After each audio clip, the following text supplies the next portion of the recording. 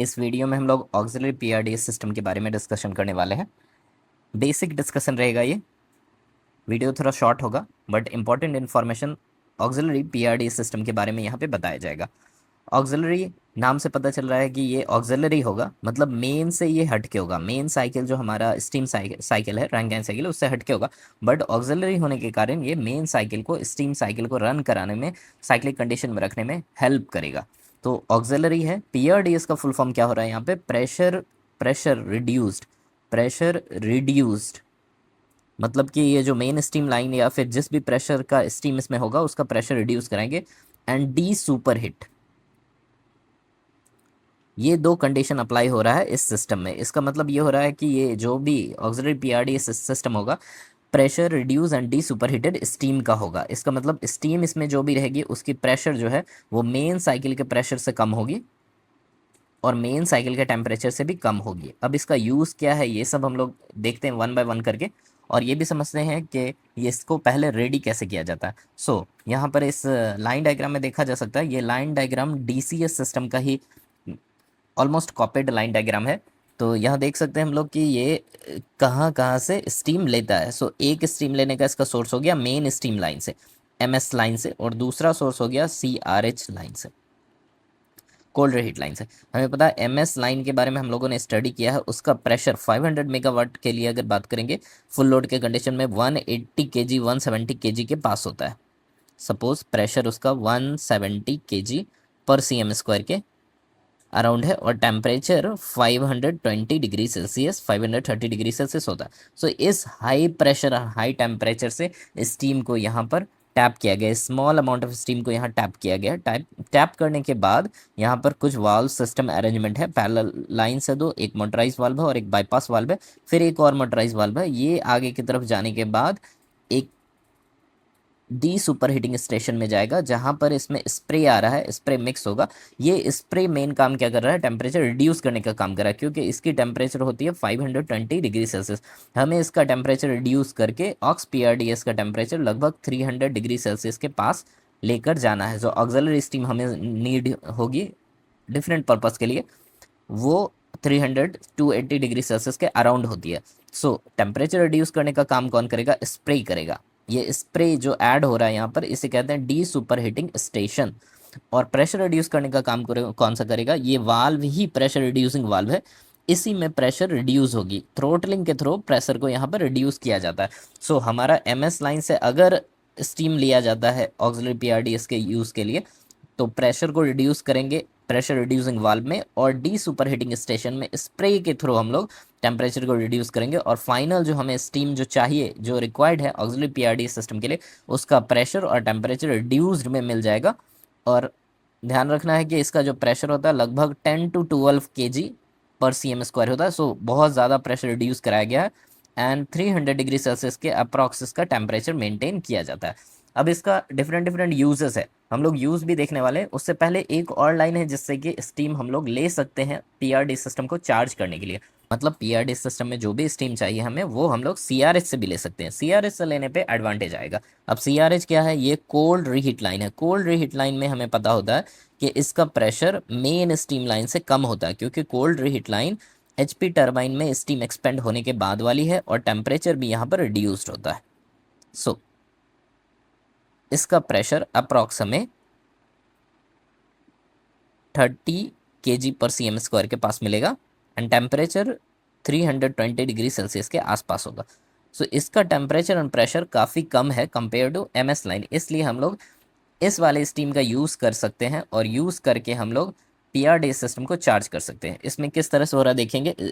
CRS से एक small amount of steam को टैप करके लाएंगे और यहाँ पर अरेंजमेंट रहेगा वाल्व का। जो भी यहाँ प्रेशर रिडक्शन अभी चाहिए वो प्रेशर रिड्यूसिंग वाल्व से क्रॉस करेगा। दो पैरेलल लाइन है, एक इन केस अगर फेल होता है या मेंटेनेंस में जाता है तो दूसरा लाइन यूज़ कर सकते हैं। यहाँ प्रेशर रिड्यूस करने के बाद प्रेशर रिड्यूसिंग वाल्व से ये आगे की तरफ जाएगा। आगे की तरफ जाने के बाद ये दो लाइन बनाएगा। एक लाइन ये बनेगा जिसे हम लोग high temperature auxiliary steam header कहते हैं और दूसरा बनेगा low temperature auxiliary steam header. अब हम लोग ध्यान से देखेंगे ऑक्स पीआरडी सिस्टम का अरेंजमेंट। सबसे पहले ये जान लेते हैं कि ऑक्स पीआरडी सिस्टम या एपीआरडीएस सिस्टम भी कहा जाता है इसको शॉर्ट में, ये लोकेटेड कहाँ होता है? टीजी बिल्डिंग में 35 मीटर के हाइट के अप्रॉक्स में फ्लोर में लोकेटेड होता है। जहां डीएरेटर लोकेटेड होता है, डीएरेटर टैंक के जस्ट नीचे वाले फ्लोर में ये सिस्टम हमें मिलेगा। इस सिस्टम में जब जाएंगे तो वहां पर क्या दिखेगा, वहां पर एक मेन पाइपलाइन दिखेगी जो एमएस लाइन से इनकमिंग सोर्स लाइन होगा, दूसरा सीआरएच से आने वाला सोर्स लाइन दिखेगा, उसके बाद वाल्व अरेंजमेंट्स दिखेगा। ये दोनों वाल्व अरेंजमेंट हो गया। जो प्रेशर रिड्यूस करने का जो वाल्व स्टेशन है वो है। फिर दो सुपर हीटिंग स्टेशन दिखेगा, डी सुपर हीटिंग स्टेशन कह सकते हैं इसको। ये सीपी का जो डिस्चार्ज आ रहा है वो स्प्रे आके यहाँ मिक्स हो रहा है, इसी को डी सुपर हीटिंग स्टेशन कहते हैं, जो टेम्परेचर रिड्यूस कराने के लिए दिखेगा।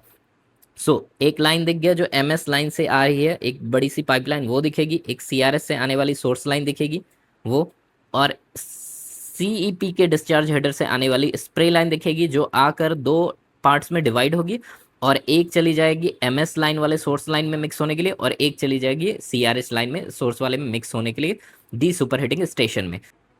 अब ऑक्सिलरी पीआरडीएस सिस्टम का मेन अरेंजमेंट देख लेते हैं। जब ऑक्सिलरी पीआरडीएस फ्लोर पे जाएंगे तो उसमें मेन अरेंजमेंट जो दिखेगा, एक बड़ी सी पाइपलाइन दिखेगी जो लेफ्ट साइड होगी, और एक बड़ी सी पाइपलाइन दिखेगी जो राइट साइड होगी। उसके सामने जस्ट एक दूसरी पाइपलाइन दिखेगी, और इधर भी लेफ्ट साइड में उसके सामने एक दूसरी पाइपलाइन दिखेगी। ये जो राइट साइड वाली है, ये वाली पाइपलाइन होगी HT unit header, high temperature unit header. उसके सामने जो रहेगा वो एचटी स्टेशन हेडर होगा, और इस साइड वाली रहेगी एलटी यूनिट हेडर, और उसके सामने जो रहेगा वो एलटी स्टेशन हेडर होगा। अब यूनिट हेडर का काम क्या है, इस यूनिट में जो भी ऑक्सिलरी स्टीम चाहिए हाई टेम्परेचर पे वो इस पाइपलाइन से सप्लाई दिया जाएगा, और स्टेशन हेडर यूनिट हेडर आपस में इंटरकनेक्टेड रहेगी।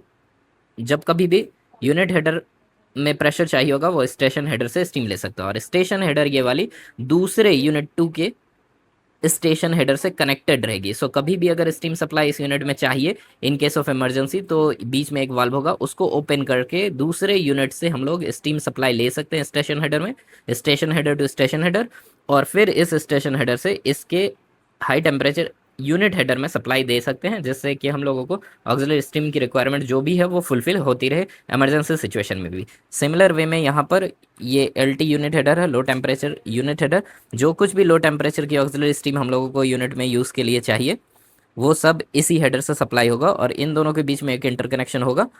एलटी स्टेशन हेडर का स्टीम चार्ज कर सकता है यूनिट हेडर को, और ये वाली जो स्टेशन हेडर है एलटी वाली, ये यूनिट 2 के एलटी स्टेशन हेडर से कनेक्टेड रहेगी आपस में। दोनों यूनिट, अगर दो यूनिट है हमारे पास तो दोनों यूनिट का स्टेशन हेडर आपस में कनेक्टेड रहता है।